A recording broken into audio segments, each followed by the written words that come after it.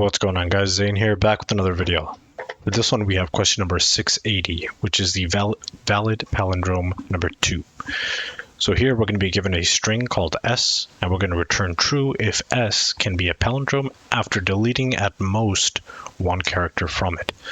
One caveat, I think, would be that we could delete a character either from the right side or the left side or the middle, so don't think it's just like one end. I know that was a mistake that I made, but yeah, let's try to solve this here. So a palindrome, first off, is going to be any string that is going to be the same when spelled out backwards.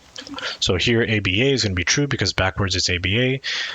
This one is also going to be true, ABCA, because if you remove C, then it's still a palindrome. But for ABC, no matter what we remove, it's still not going to be a palindrome. So when we think of palindromes, we could always refer to a pointer of some sort, meaning we start from the beginning and we'll start from the end, and we'll check each of those values and we'll keep going inwards until we get to a point where either the loop breaks, meaning there's nothing else to check, meaning it didn't hop out of the loop at this point, so it should be a palindrome, or the values don't match and then we have to do something there. So what we'll do first is we'll create two pointers.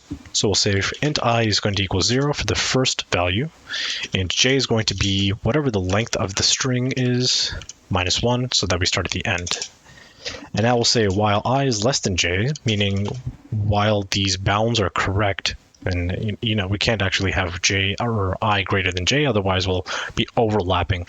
But while I is less than j, we'll say that if the string, the character at I, does not equal the character at j, meaning we're starting at the two ends, and now while we're at those positions, if the value of that character is not the same, that means we're at a point where it's not a palindrome. But we can't just return false here. We can't do that because we are able to move at most one character. So how are we going to tackle that? Well, what we could do is we can do another check when we get to this situation. And we can, let me just write a need another check to pop out a value variable, character. Okay, and what we can do is we'll create another function. And we'll also call it a Boolean, and we'll say it is palindrome. And here, what we're going to do is pass in the string itself, and the 2 pointers, just like we did here. So int I and int j. Now, while we have all these parameters passed in, we'll say that while I is less than j, just like above, we'll say that if the character at I does not equal character at j, then we'll return false. Additionally, we need to increment I and decrement j so that the loop continues and eventually either breaks or returns false. And then out here, if it doesn't return false by that situation, then we'll just return true. So if this question didn't say this part here, or deleting at most one, then we could just have this as our answer.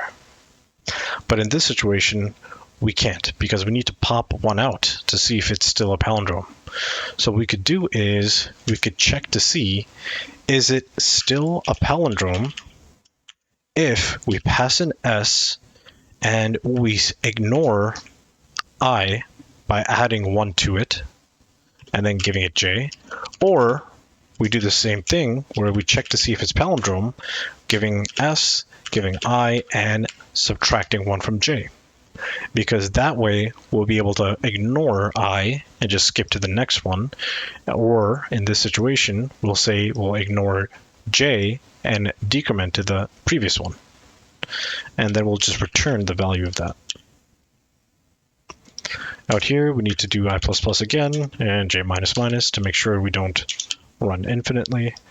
And then lastly, we'll just return true, because if all these checks didn't actually work out, or if this check didn't actually work out, then we'll just return true. Anyway, let's run this, see if you get any errors. Good here. And that's it. One thing that I did read and I thought was really interesting was you see how we have a 76.3% faster runtime.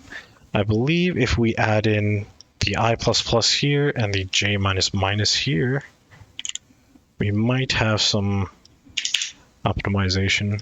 Let me just make sure. Okay, never mind. Ignore me completely.